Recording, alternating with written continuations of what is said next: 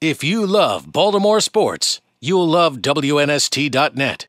Find out a little bit about Nick. Nick, how are you, man? I'm great. Thanks for having me. Well, welcome. And you're an NSC guy, right? Yes. Unlike Chris, who's from the South and kept calling me sir. Yes. You just know enough to call me knucklehead, a-hole, whatever everybody else calls me. So how long you been an NST listener? Let's just get it all out here. Probably like around 6-7 years. Okay. Like, listen to it while I'm working. Right on. You're a Raven guy. You're doing nothing but Oriole stuff. You got your '93 throwback All-Star Game patch on here. Yeah. You got the old school cartoon hat, the only one that matters. Yep. You look like you have some sort of Brooks Robinson Oriole script on the front of the jerseys. The Cal Ripken Hall of Fame jersey. Picked it up in Cooperstown. It's got an 8 on the back of it? Yep. Oh, nice, man. Show that to the camera here, man. It's good there. Yeah, man.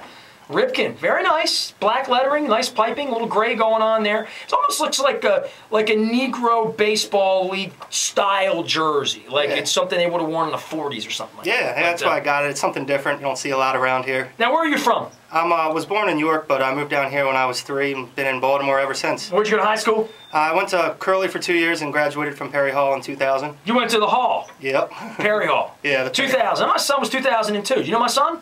Doesn't affect you in the competition either way. No, I didn't know him. I'd like to say it helps you or it hurts you, but it if it helps me, I was good. Nah, really, no. You're either going to do this or you're not. I mean, if you suck, I can't help you. I mean, we can try to make you better, but big Raven fan, Oriole fan, Terps, just kind of traditional. Yeah. You're a traditional NST listener. Yeah. Basically. Well, I mean, that's really no different than me or Drew or Bob or Thurl or any of the other hosts that have ever been here. Kind of traditional Baltimore people. So why this competition? Why here? Why now? Why did you respond to my pleas for professional help here? I've always been a huge baseball fan and Raven fan when the Ravens came in, football fan before that, but I was born an Orioles fan. My dad basically told me when I was 4 he'd take me to the ballpark down on 33rd Street, and we'd sit there and I would tell all his friends, name every Oriole on the team. So you were born in what, 82? Born in 82, yes. So you came to the Yards Open, you were 11.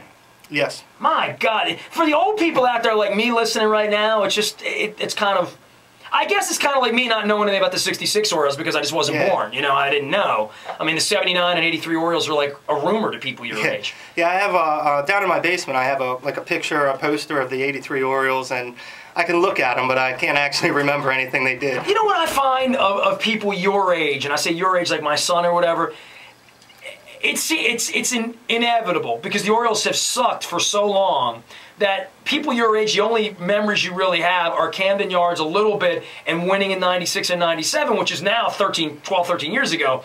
But everyone like you has a father, an uncle, a mother, a loved one, a big brother, somebody that turned them on to base. I mean, who could turn anybody onto this team right now with 12 years of losing under their belt and this hideous ownership where there's nobody at the ballpark and they're run like a corporate goofball machine? I mean, I don't even know where to go with it. Now, that being said, I've suspended my belief every night. I just watch the games, and thus far the games have been enjoyable. Yeah, it's been awesome out there, and that's my biggest fear. I got 2 kids, and I want them to see a game that matters. Like, I did get to see 96 and 97. Don't we all? I hope they get to enjoy baseball for what it used to be here. I remember back in the 70s when the Orioles were a quality Yeah, I can just hear myself when I'm 65 saying this stuff. And it's been 35 years since I don't want it to be that, you know?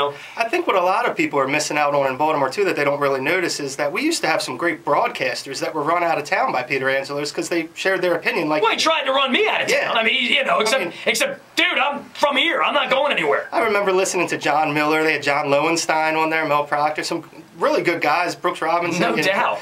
I used to love that, and then I'm not a huge fan of the broadcasting crew now. I do think Gary Thorne does a decent job. Well, Thorne and Palmer are professionals. It's big league when they're on, and it's really big league because it's Palmer. When it's Buck Martinez, I'm like, what the hell is he doing here? What do you know? And Buck's a nice guy, and I know his baseball, but what is his commitment to our community? None.